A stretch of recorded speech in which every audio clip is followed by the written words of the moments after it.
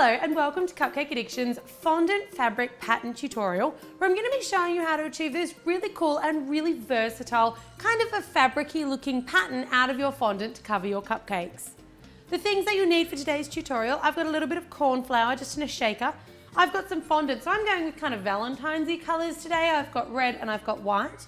I've got my cutters, so I'm using a circle cutter. For that, there's no exact size. So you want to take your cupcake and you want to pick one that's about 2 sizes. You can see there the ratio of my cutter to my actual cupcake. So you want one that's about 2 sizes larger than the top rim of your cupcake, and they're going to vary depending on the size of the cupcake that you've baked. I'm using a red velvet cupcake. If you don't have a great recipe, I will link to our red velvet cupcake recipe in the description box below. I've also got some smaller cookie cutters, so I'm using 2 different size love hearts. I've got some plain water, some of our perfectly pipable buttercream frosting, which I will also link to in the description box below, an edible marker, a fondant rolling pin, a knife, and a paintbrush. Let's get into it.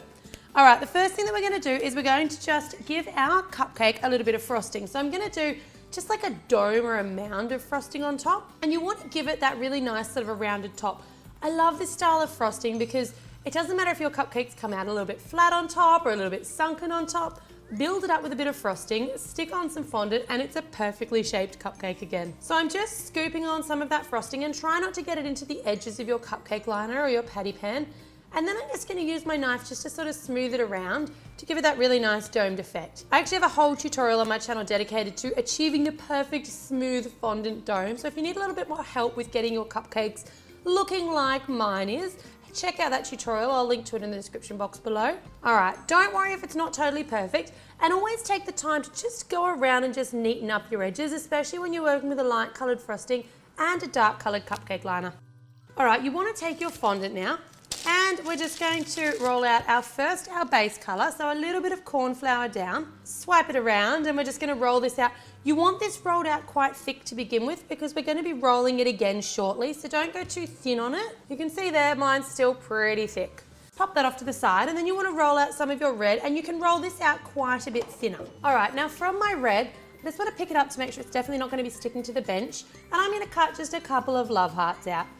I'm only doing a small amount of fondant today, but you could certainly do a much larger piece of your white fondant, maybe to do 4 or 5 cupcakes. You do need to work with it quite quickly as it does start to dry out, but you can do a large piece and you can just cut all of your little fabric tops out rather than doing them one by one. Some of my larger hearts and then a couple of my smaller hearts. Beautiful. Now, a little bit of water, and just a little bit. If you put too much water on, it's actually going to come out the backs of your hearts and it's going to cause the discoloration on your white fondant.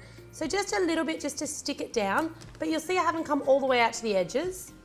And you just want to sort of position them haphazardly on your piece of white fondant. Beautiful.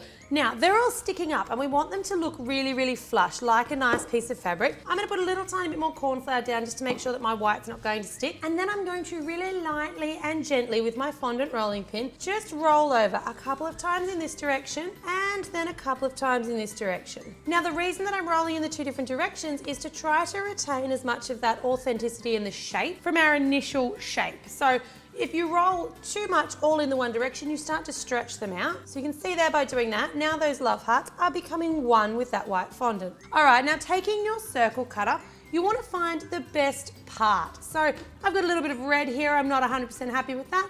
I'm just going to go and find the best part that's going to give me 2 full love hearts and a couple of little bits of some of the other love hearts, and cut out that nice circle. Don't throw this away because you can always wrap that back up and you can use it to now color red or orange or another color with sort of a red base in it, a bit of a pink, but it's definitely not wasted. Now, taking your little fondant disc, we're going to pop that on top of the cupcake, and I'm just smoothing down around the outside, pushing that fondant disc down, trying not to let that buttercream frosting escape out the edges too much. And once you're happy that it's on, tuck it around all of the sides to give it a really nice, neat fit. Beautiful. Now, it's still not looking fabricy, and this is where our edible marker comes in. So you can also use a little bit of food coloring and a very, very fine paintbrush, but I love these edible markers. So if you can get your hands on one, I'd highly recommend it. I'm going to come just inside those little patterns, and I'm just going to do a series of little tiny lines, kind of like stitching. In my opinion, this is where the magic happens. This is where it really starts to come to life. Beautiful. Now you can leave that as is. It's beautiful just as it is. You can add in more detail. I'm actually going to give just a couple of little tails in here to this main love heart to make it look a little bit like a love heart balloon, and just to fill in this little gap of white that we've got happening here. And I'll do the same with this love heart here. So you can see there how versatile this technique is. The possibilities are truly endless. We've got some over here with some little ducks, we've got some little flowers, we've got little stars. I hope you guys have loved this tutorial. I hope you enjoy using it for all kinds of different occasions. As always, thanks very much for watching My Cupcake Addiction.